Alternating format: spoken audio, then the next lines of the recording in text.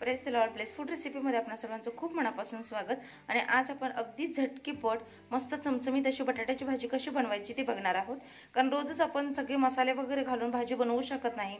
तर रोजची घाई असू दे, टिफिनसाठी असू दे किंवा नाश्त्यासाठी असू दे, पटकन अगदी 5 ते 10 मिनिटांमध्ये होणारी बटाट्याची भाजी कशी करायची ते बघणार आहोत। तर अगदी मोजक्या साहित्यामध्ये झटपट होते। तर इथे मी घेतलेला आहे बटाटा।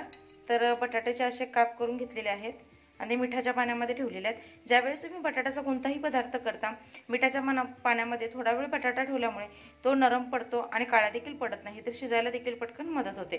तर त्यातलं जे काही स्टार्च असतं ते निघून जातं आणि बटाटा आपला सॉफ्ट होतो। इथे मी घेतलेला आहे कांदा। तर 2 मध्यम आकाराचे कांदे बारीक चिरून घेतलेले आहेत आणि एकदम छोटा एक टोमॅटो घेतलेला आहे। टोमॅटो कांदा तुम्ही तुमच्या आवडीनुसार कमी जास्त घेऊ शकता। इथे 1-2 चमचे तेल गरम करून घेतलेले आहे। यामध्ये मी टाकत आहे जिरे मोहरी। तर फोडणी पण अगदी सोपी आहे। तर तुमच्याकडे कढीपत्ता असेल तुम्ही टाकला तरीही चालेल। तर जिरे मोहरी छान तडतडायला देऊयात। जिरे मोहरी छान तडतडले, आता आपण यामध्ये टाकूया कांदा।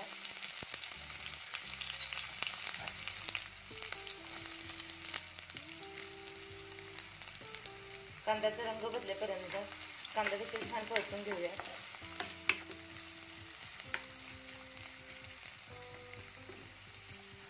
कांदा लवकर भाजला पाहिजे, मग त्यामध्ये थोडंसं मीठ टाका। मीठ टाकल्यामुळे कांदा लवकर भाजतो, भाजायला अजिबात वेळ लागत नाही।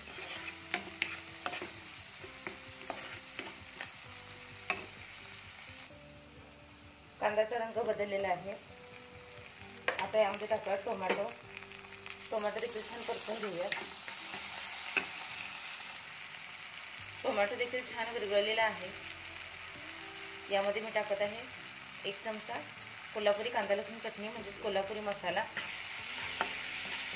कोल्हापुरी मसाल्यामध्ये बऱ्याच प्रमाणामध्ये गरम मसाले, आलं लसूण कोथिंबीर, खोबरं असतं, त्यामुळे जेवणाची चव वाढते। एक्स्ट्राचं काहीच घालायची गरज लागत नाही, फक्त हा मसालाच एक पुरेसा असतो। तर झटपट आमटी भाजी करण्यासाठी हा मसाला घातला तर चव देखील छान येते, रंग देखील छान येतो आणि एक्स्ट्राचं काही घालण्याची गरज देखील नाही। तर आता हे पहा, मसाला देखील छान परतलेला आहे। मसाला छान परतलेला आहे, त्यामध्ये बटाटे टाकूया। तर बटाट्यामधलं पाणी काढून टाकायचं आणि ते बटाटे यामध्ये टाकायचे आहे। रंग बघा किती छान दिसतोय। आता हे छान मिक्स करून घेऊया। आता हे छान मिक्स झालं, यामध्ये टाकूयात मीठ। तर मीठ जरा जपून टाका, कारण बटाटे ज्यावेळी चिरले होते तर पाण्यामध्ये देखील मी मीठ टाकलेलं आणि कांदा पटकन भाजण्यासाठी देखील मी थोडंसं मीठ टाकलेलं। तर मीठ आपण चवीनुसार टाकणार आहोत। आता हे पुन्हा छान मिक्स करून घ्यायचं आहे आणि आता यामध्ये तुमच्या आवडीनुसार तुम्ही पाणी घालू शकता। तर तुम्हाला सुकी भाजी करायची असेल तर कमी पाणी घाला, रस भाजी करायची असेल तर जास्त पाणी घाला। हे पहा, मी हे बुडेपर्यंत पाणी घातलेलं आहे। या क्वांटिटीमध्ये जर पाणी घातलं तर बटाट्याची भाजी छान अशी व्यवस्थित शिजते, परफेक्ट। आता याला एक झाकण लावूयात आणि भाजी झाकून ठेवूयात। तर अगदी 5 मिनिटांमध्ये भाजी शिजते, अजिबात वेळ लागत नाही।